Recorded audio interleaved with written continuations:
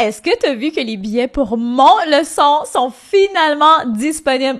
Écoute, on est tellement emballés à l'idée de te rencontrer en personne. Ça va être à Montréal. C'est le seul événement qu'on va faire en personne de l'année. Donc, si tu as toujours rêvé d'être coaché par Dave et moi, c'est ta chance. Si tu en as assez de jouer petit, si tu te sens éparpillé, si tu as vraiment envie de te rendre au next level, mais que tu sais pas trop comment, cet événement-là est pour toi. Dans le fond, notre mission est vraiment très simple avec ça.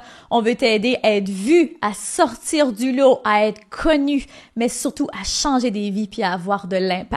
Donc, on te montre tout ça à travers nos stratégies qu'on utilise nous-mêmes pour nos business, mais aussi pour celles de nos clients. Donc, une journée complète de formation. Tu peux retrouver tous les détails directement dans les liens dans mes show notes. Re-bienvenue sur le show. Aujourd'hui, je te partage un truc, un conseil extrêmement utile pour t'aider à mieux lire les gens. Tout ça dans le but de créer de meilleures relations, parce qu'on est tous gagnants à créer de meilleures relations, que ce soit en amour, que ce soit en business, que ce soit même avec tes enfants, ta famille, ton voisin, tout le monde autour de toi.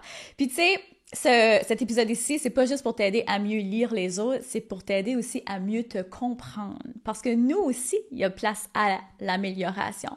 Donc, ce conseil-là, c'est de regarder les gens avec pas de son. Les regarder comme si tu regarderais un film muet. Et tu vas apprendre énormément sur les gens juste à les voir agir. Parce que de la façon dont on agit, ça traduit énormément nos intentions. Puis des fois, ça, nous-mêmes, on le réalise pas pour nous. Mais je t'invite vraiment à commencer à faire cet exercice-là, puis tu vas déceler des émotions, tu vas déceler des intentions qui jusque-là, tu ne les voyais peut-être pas.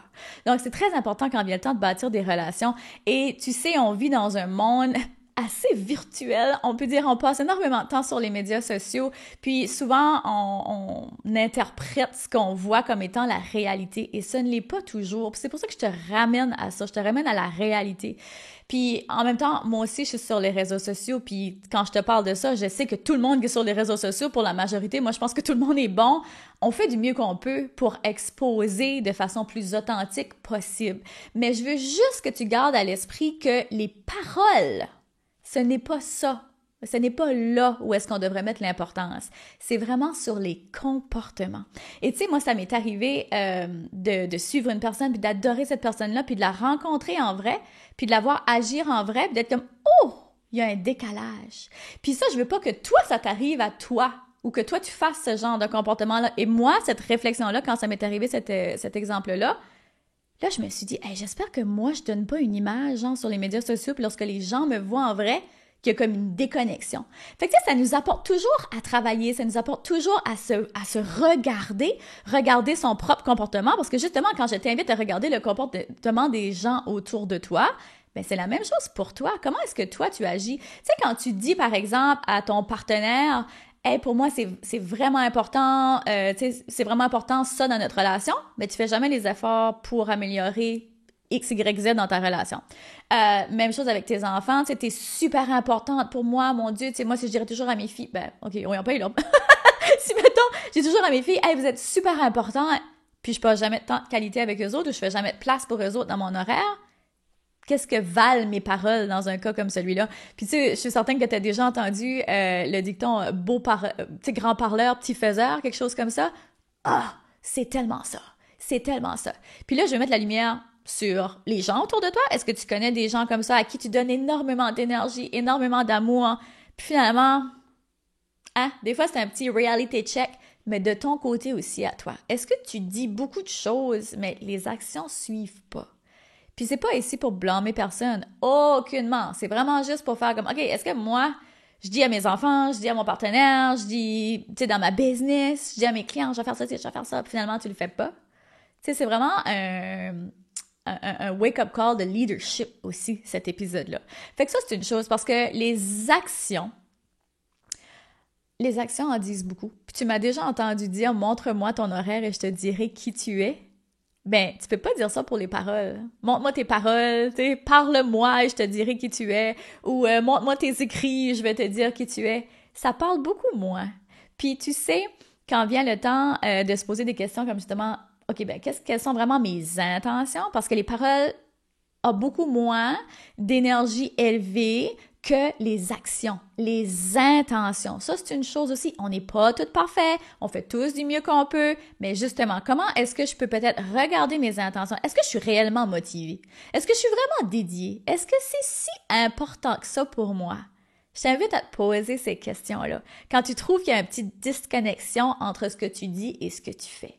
Est-ce que c'est vraiment si important que ça pour moi? Est-ce que je suis vraiment si motivée? Est-ce que je le veux vraiment? Est-ce que je veux vraiment améliorer ça? Puis là, tu vas avoir tes réponses. Puis, je vais t'amener en lumière en terminant cet épisode-ci que le meilleur exemple, c'est justement, je vais te partager cet exemple-là, de gens autour de toi qui justement agissent silencieusement et que leurs mots parlent beaucoup. Et c'est de là que cet épisode-là est né ce matin. Récemment, on a eu un dégât d'eau à la maison et je cherchais un plombier, puis je ne connaissais pas. Fait que quand je sais pas une information du genre, j'appelle ma mère. Fait que là, j'appelle ma mère puis je dis t'as pas le numéro de telle personne, tu sais, il est plombier, est-ce que tu pourrais me donner son numéro? Oui, pas de problème, je te donne son numéro. J'accroche, nous on termine de ramasser le dégât d'eau et tout ça. Qui arrive à la porte 10 minutes après? Mon père. Clairement, ma mère avait dit à mon père. Fait que mon père, homme de peu de paroles, était là avec ses actions pour nous montrer qu'il care, que ça lui importe ce qui arrive puis qu'il est là pour nous aider. Fait que ses actions parlaient beaucoup plus de ses mots. Mon père a pratiquement pas dit un mot. Du 45 minutes qu'il était à la maison à aider. On a dû enlever le bain, on a dû, tu sais, faire un gros clean-up. Pas dit un mot. Mais ses actions ont parlé tellement fort. Et c'est la même chose pour ma mère. J'ai la chance d'avoir des parents exceptionnels.